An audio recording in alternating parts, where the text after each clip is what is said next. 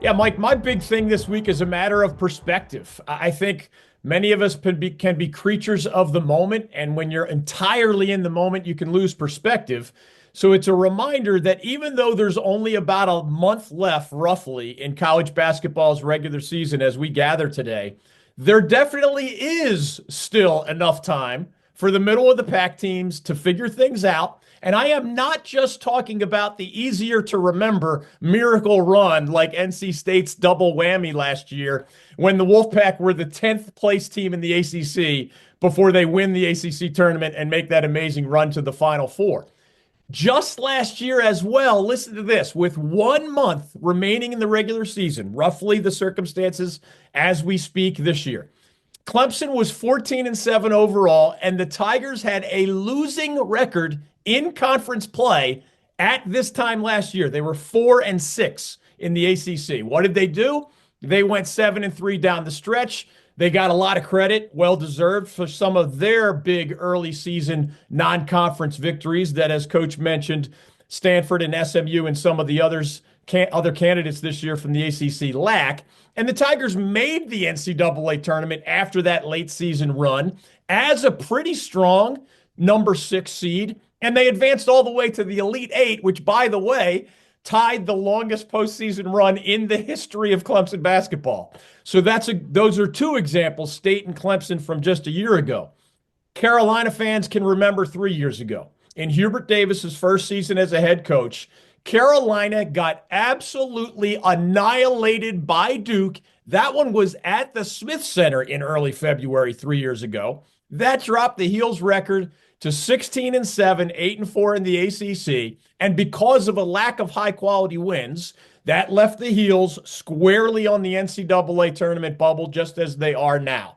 Then what happened? Carolina goes 7-1 down the stretch 3 years ago. They beat a good Clemson team at Clemson. They beat a good Virginia Tech team at the time in Blacksburg. And most famously, they beat a very good Duke team in Coach K's final game at Cameron Indoor Stadium. If you beat Coach K on Coach K court, that's pretty impressive as the guy is moving into retirement. Those Tar Heels rode that wave built in the late season all the way to a career-ending victory over Coach K in the Final Four, famously, and then that trip for the Tar Heels to the national championship game. One more quick example from longer ago. In the year 2000, under Coach Bill Guthridge, Carolina was, listen to this record, 13-9 in early February, 4-4 in conference play. That doesn't sound very good. And again, it was the definition of a bubble team. And that was not an elite UNC roster, by the way. The Heels' best players were Joseph Forte, Brendan Haywood, Jason Capel, Ed Cota, Chris Lang, guys like Max Owens and Julius Peppers coming off the bench. I mean, those are good players, but that's not a juggernaut Carolina team by any means. And that team, after 13-9 in early February, got a little better down the stretch, enough to get into the big dance as a mediocre seed. They were number 8 that year after a very mediocre, wait for this, 18-13 record on Selection Sunday.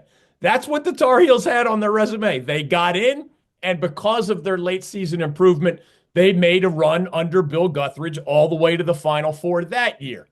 This year in the ACC, the top 3 teams obviously are Duke and Clemson and Louisville, so they're fine. But that second tier that we've been talking about, the teams that are not dead yet, but that better play well down the stretch if they want or expect an NCAA bid, it includes, to me, 5 teams: Pitt, Carolina, Wake, SMU, and Stanford. I'm not a big believer in SMU or Stanford, in part because of those non-conference schedules, although they've had nice starts as new members of the ACC. On the other hand, I personally believe that Pitt, UNC, and Wake Forest are all capable enough, are all combinations of talent and experience that they have the ability to pull themselves together and build resumes that are worthy of the NCAA tournament. It is a matter of sticking together, playing smarter, playing tougher in some cases, and just scraping together enough quality wins to get an invitation to the big dance. Once you're there, anything can happen. But the bottom line is, even though it is early February and the clock is ticking pretty loudly on these bubble teams at this point. This sort of late season surge can be done, has been done, will be done again by someone, maybe even one or more of those middle of the pack ACC teams this season.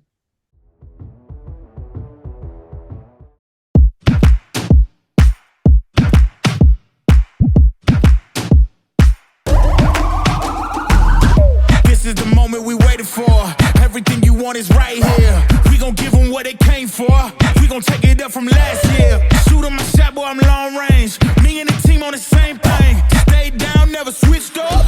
Only thing changed was the game. I'm in the zone now. Nothing can change what we on now.